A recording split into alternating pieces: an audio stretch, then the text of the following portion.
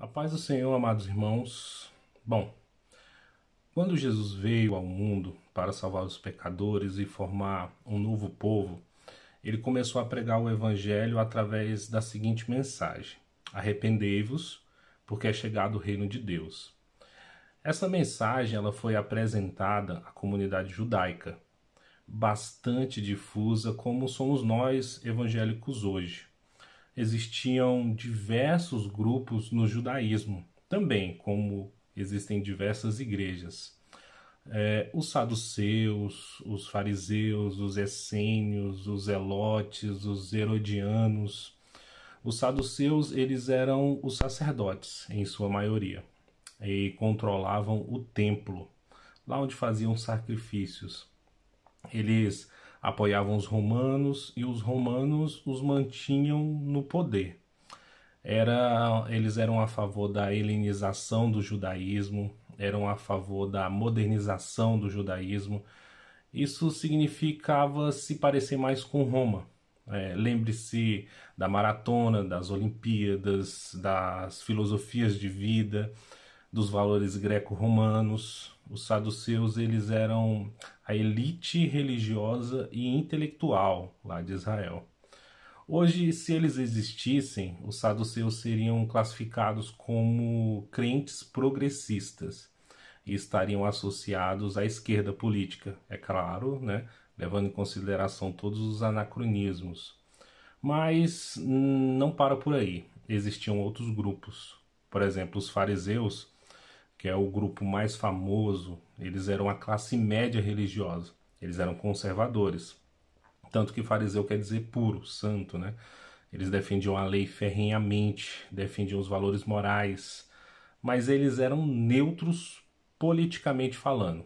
Eles não defendiam o domínio romano e, por outro lado, também não incitavam a rebelião contra Roma, né? Nesse ponto, era-se também os essênios, né? Já os zelotes, eles eram nacionalistas, defendiam a pátria, né? Os judeus, eles eram contrários aos saduceus. Os saduceus, eles apoiavam os romanos. Eles não queriam nada que fosse romano, nada de progressista. Na verdade, eles apoiavam o contrário, eles apoiavam a luta armada e a revolução contra Roma. O apóstolo Pedro era um zelote, né? O Judas Iscariotes, o traidor, também era um zelote, né? Eles esperavam ferrenhamente um Messias que expulsasse os ímpios, os romanos, e restaurasse a glória lá do tempo de Davi, né? Bom, se hoje os zelotes existissem, eles seriam aquilo que chamamos hoje de direita política, de extrema direita. Sim, a moralidade, o nacionalismo, a luta armada pela restauração da ordem social judaica, isso te lembra muito bem, né? A nossa política de hoje. Quando o verdadeiro rei veio, né, Jesus Cristo, ele foi perseguido pelos fariseus. Todas as narrativas que você encontra na Bíblia você pode ver isso. E no final houve um complô que envolvia os romanos, os saduceus e um zelote específico, Judas Iscariotes. Bom, todos eles eram inimigos políticos. Era a esquerda, a direita, os neutros, respeitando os anacronismos. Eram os saduceus, os fariseus, os zelotes. Todos os inimigos políticos se uniram contra quem? Contra Jesus. Irmão, a redenção do seu coração não está no conservadorismo de direita, nem no progressismo de esquerda, nem na luta armada. Todas essas ideologias políticas, elas se transformam no que realmente são, enganos do nosso coração. Não ponha sua esperança nelas, mas no verdadeiro Deus e Rei Jesus Cristo. Irmãos, o comunismo, a esquerda, como queiram falar, né, a extrema esquerda, não é menos nefasto do que o capitalismo, ou aquilo que nós chamamos de direita, né? Se o comunismo ele representa a projeção de uma sociedade ateísta sem Deus, o capitalismo representa a sociedade humana caída em pecado. Porque foi na forma capitalista que a sociedade afundada em pecado se organizou economicamente. Sabe aquela citação, o mundo jaz no maligno? Pois é.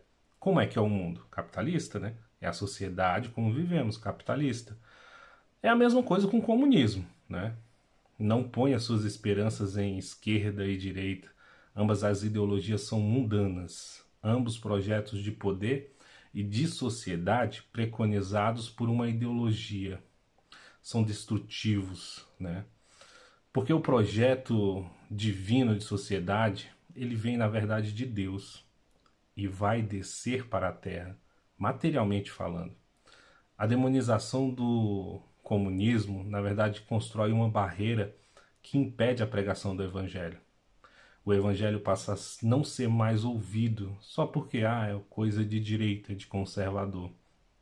Irmão, o medo do comunismo pregado por muitos evangélicos tem gerado, na verdade, ódio.